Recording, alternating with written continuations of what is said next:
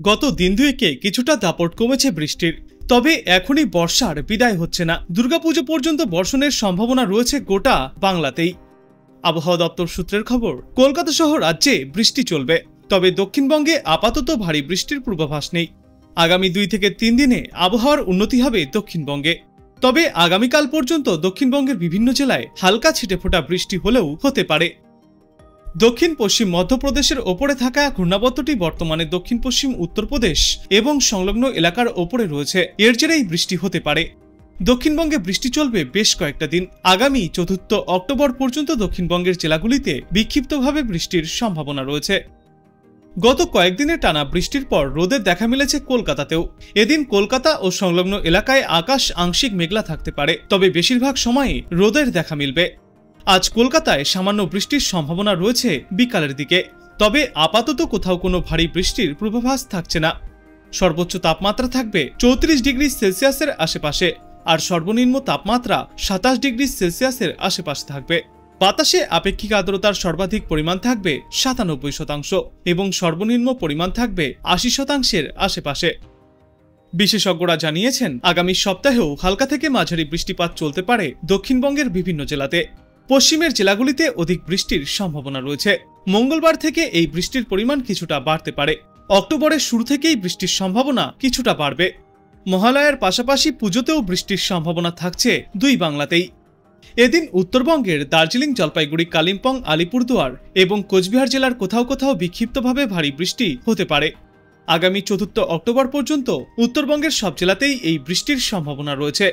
তবে এদিন বিকালের পর থেকে আবহাওয়ার কিছুটা উন্নতি হবে উত্তরবঙ্গে, আর আপাতত উত্তরবঙ্গের তাপমাত্রার তেমন কোনো হেরফের ঘটবে না। আজ বাংলাদেশ আবহাওয়া অধিদপ্তর সূত্রে জানা যাচ্ছে, মৌসুমী বায়ুর অক্ষের বর্ধিতাংশ মধ্যপ্রদেশ, উত্তরপ্রদেশ, বিহার, পশ্চিমবঙ্গ ও বাংলাদেশের মধ্য অঞ্চল হয়ে আসাম পর্যন্ত বিস্তৃত রয়েছে। এর একটি বর্ধিতাংশ উত্তর বঙ্গোপসাগরে অবস্থান করছে। মৌসুমী বায়ু বাংলাদেশের ওপর মোটামুটি সক্রিয় এবং উত্তর বঙ্গোপসাগরে মাঝারি অবস্থায় রয়েছে। এই সিম্পটিক অবস্থার জেরে আজ বৃষ্টির জন্য বলা হয়েছে ময়মনসিংহ ও সিলেট বিভাগের অধিকাংশ জায়গা, ঢাকা বিভাগের কিছু কিছু জায়গায় এবং রংপুর, রাজশাহী, খুলনা, বরিশাল ও চট্টগ্রাম বিভাগের 2-1 জায়গায় অস্থায়ীভাবে দমকা হাওয়াসহ হালকা থেকে মাঝারি ধরনের বৃষ্টি অথবা বজ্র বৃষ্টিপাত হতে পারে। সেই সাথে ময়মনসিংহ ও সিলেট বিভাগের কোথাও কোথাও মাঝারি ধরনের ভারী বর্ষণ জারি থাকবে। সারা দেশে দিন এবং রাতের তাপমাত্রা অপরিবর্তিতই থাকবে। এরপর আগামীকাল ময়মনসিংহ ও সিলেট বিভাগের অধিকাংশ জায়গা, ঢাকা ও চট্টগ্রাম বিভাগের অনেক জায়গায় এবং রংপুর, রাজশাহী, খুলনা ও বরিশাল বিভাগের 2-1 জায়গায় অস্থায়ীভাবে দমকা হাওয়াসহ এই বৃষ্টিপাত জারি থাকবে। সেই সাথে ময়মনসিংহ ও সিলেট বিভাগের কোথাও কোথাও মাঝারি ধরনের ভারী থেকে অতি ভারী বর্ষণ হতে পারে। সারা দেশে দিনের তাপমাত্রা প্রায় অপরিবর্তিতই থাকতে পারে এবং রাতের তাপমাত্রা সামান্য বৃদ্ধি পাবে। তারপর আগামী পরশুদিন রংপুর, রাজশাহী, ঢাকা, ময়মনসিংহ, খুলনা, বরিশাল, চট্টগ্রাম ও সিলেট বিভাগের অধিকাংশ জায়গায় অস্থায়ীভাবে দমকা হাওয়াসহ হালকা থেকে মাঝারি ধরনের বৃষ্টি বা বজ্র বৃষ্টিপাত হতে পারে। সেই সাথে কোথাও কোথাও মাঝারি ধরনের ভারী থেকে অতি ভারী বর্ষণ জারি থাকবে। সারা দেশ জুড়ে আগামী পরশুদিন দিন এবং রাতের তাপমাত্রা 1 থেকে 3 ডিগ্রি সেলসিয়াস হ্রাস পেতে পারে। এবং এর পরবর্তী দিন 5 পূর্বাভাসে বলা হয়েছে যে বৃষ্টিপাতের প্রবণতা ক্রমশই ফের বৃদ্ধি পাবে সমগ্র বাংলাদেশ জুড়ে। এবার চলুন আমরা দেখে নেই আজ আবহাওয়া দপ্তর থেকে কি কি সতর্কতা জারি করা হয়েছে।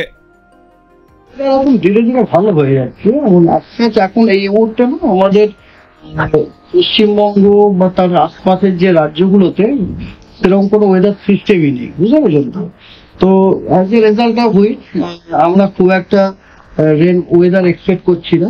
ওয়েদার সিস্টেমই যখন এই ওয়েদার কি করে পাবো, ওই এক্সেপ্ট সাম হালকা মাঝারি রেনফল ছাড়া আর কোথাও কোথাও হয়তো একটুখানি আইসোলেটেড থান্ডারস্টর্ম হয়ে যায়, এটা বাদ দিয়ে আমরা বিশেষ ডিটেলস হচ্ছে এইটা।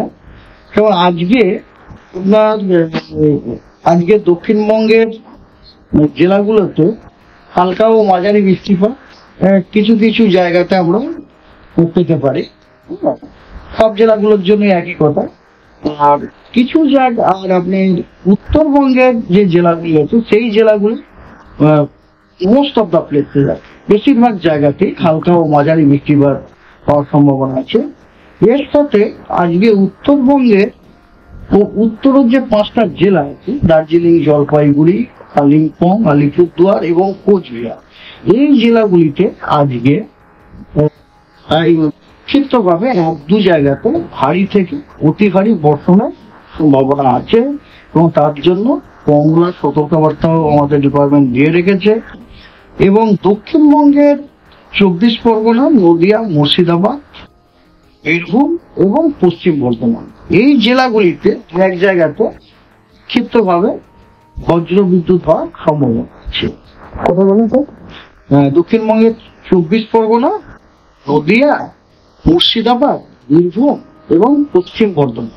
24 পরগনা, 224 পরগনা, নদিয়া, মুর্শিদাবাদ, বীরভূম এবং পশ্চিম বর্ধমান এই জেলাগুলিতে এক জায়গাতে বিক্ষিপ্তভাবে বজ্র বিদ্যুৎ হওয়ার সম্ভাবনা আছে। 29 তারিখে দক্ষিণবঙ্গের জেলাগুলিতে 1-2 জায়গাতে হালকা থেকে মাঝারি বৃষ্টিপাত হওয়ার সম্ভাবনা আছে এবং উত্তরবঙ্গের জেলাগুলিতে কিছু জায়গাতে হালকা থেকে মাঝারি বৃষ্টিপাত হওয়ার সম্ভাবনা আছে, কিন্তু কোনো রকম ভারী বা অতি ভারী এরকম ধরনের কোনো বর্ষণের সতর্কবার্তা নেই, এমনকি বজ্রবিদ্যুতেরও কোনো সতর্কবার্তা নেই।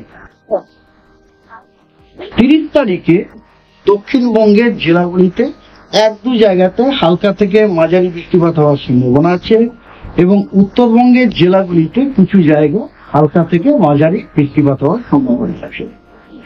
1 তারিখে 1 অক্টোবরের দক্ষিণবঙ্গের জেলাগুলিতে কিছু জায়গা হালকা থেকে মাঝারি বৃষ্টিপাত হওয়ার সম্ভাবনা আছে এবং উত্তরবঙ্গের জেলাগুলিতে কিছু জায়গাতে এবং উত্তরবঙ্গের যে একদম উত্তরে যে জেলাগুলি অর্থাৎ দার্জিলিং, জলপাইগুড়ি, কালিম্পং, আলিপুরদুয়ার, কোচবিহার ওই জেলাগুলিতে আপনার অনেক জায়গা হালকা থেকে মাঝারি বৃষ্টিপাত হওয়ার সম্ভাবনা আছে।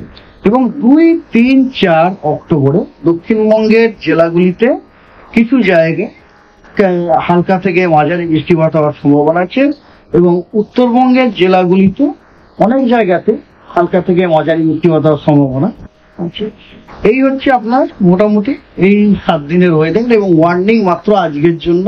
এটা এখন ধীরে ধীরে ভালো হয়ে যাচ্ছে এবং এখন এই মুহূর্তে না আমাদের পশ্চিমবঙ্গ বা তার আশপাশের যে রাজ্যগুলোতে সেরকম কোনো ওয়েদার সিস্টেমই নেই, বুঝতে পারলেন তো। তো আজকে রেজাল্ট অফ উইচ আমরা খুব একটা ওয়েদার এক্সপেক্ট করছি না, মানে ওয়েদার সিস্টেমই যখন এই ওয়েদার কি করে পাবো। তো আপনি কোথা থেকে দেখছেন এই আবহাওয়ার পূর্বাভাস এবং সেখানে কেমন রয়েছে আবহাওয়া অবশ্যই কমেন্ট করে জানাবেন। ভিডিওটায় একটি লাইক করবেন আর পরবর্তীতে এমনই গুরুত্বপূর্ণ খবরগুলিকে সবার আগে দেখতে এই চ্যানেলটাকে অবশ্যই সাবস্ক্রাইব করবেন। ধন্যবাদ।